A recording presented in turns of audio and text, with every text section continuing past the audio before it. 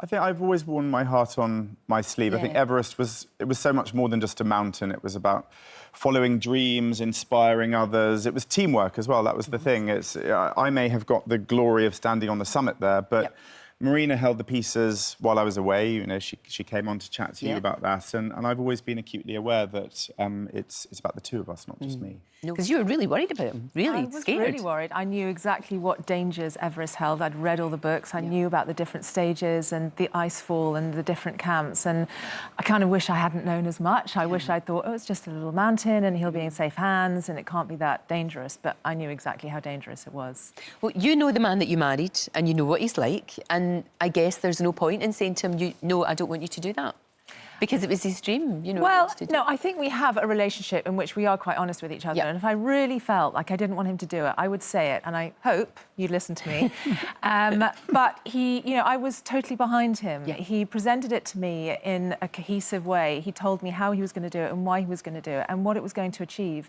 And we went on a long walk and we sort of discussed it all. And I came back saying, I think it's a brilliant idea. So I was behind him. It wasn't like I felt like I couldn't say anything. No, because actually I think it'd be really impossible for you to do this if you didn't think that Marina was absolutely behind you. Well, it's very hard. A lot of Everest, a lot of people think it was maybe a big physical challenge. It wasn't. It was actually a lot in the mind. I wanted to do something that would inspire our children and inspire other people and hopefully encourage people to pursue their own dreams, whatever that is. I've worked in the world of adventure and television for 20 years now, and I would describe myself as a storyteller. So I take a subject and I hope that I can translate it for the viewer or the reader and hopefully bring something positive. And, you know, you've just been chatting with Tom. There's so much negativity in the world. I kind of wanted this and the book Up, the reason it's called Up, it's about lifting your face and smiling and being positive and trying to drown out the noise of the anger and the pessimism and the negativity that's out there. And I think we've done it quite well in the book. And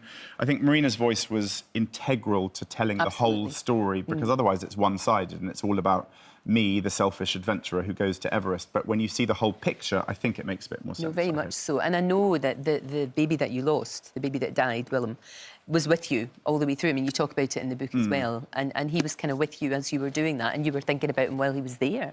Yeah. You know, a lot of it was actually to do with remembering him, I guess. I think it surprised me how much he became a presence on the mountain. It's a very spiritual place anyway.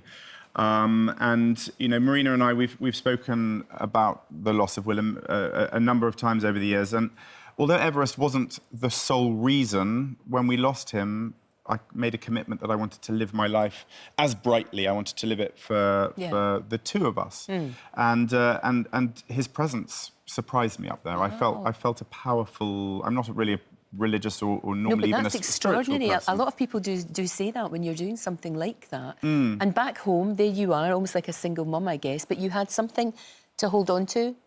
Yes, I'm not a superstitious person, but I felt like I needed everything on my side. No, so actually, I had this necklace actually that Ben brought back for me from Vancouver. Someone that Ben had been filming with made it, and it just felt lucky, and Ben told me a little bit about it, sort of background, and so I thought, I'm going to wear it. And I wore it the whole time, and I sort of touched the sort of crystal, and it just made me think...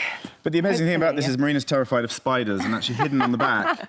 Hidden on the back is a big spider. It was made by one of the series I do is called New Lives in the Wild. I go to live with people in the wilderness, and a beautiful man called Mike, who lived on a floating island in San Francisco, off Vancouver, made this. And I love the idea that Marina had kind of a lucky talisman. I think that's actually quite a good thing to hang on to. You want to feel like you're doing everything possible. No, I understand.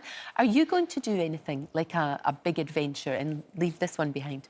I mean, definitely I consider it. I love being a mum right now. I love the work that I'm doing around sort of parenting, and I love seeing my kids and picking them up from school, and I feel that I've got a tiny window where they are with me and want to be with me, well, both of us. Of course. And I feel that with Ben doing what he does, he's away a lot, I need to be around. We can't both be away. But I'm also aware that, you know, we'll probably, or hopefully live till 80, 90, maybe even 100, life expectancy are constantly, you know, and when our children have left home in 10 years' That'd be your time. we've got decades together you to have. go I do I think we'd like to- things Together. I think we'd like to do something together. I think a Yeah, family together sabbatical, good. going off and going on an amazing adventure. That's what I would. That is what I would like to do next, Yeah. if we can do anything. But we'll chat about this. See if I can fit it into my diary.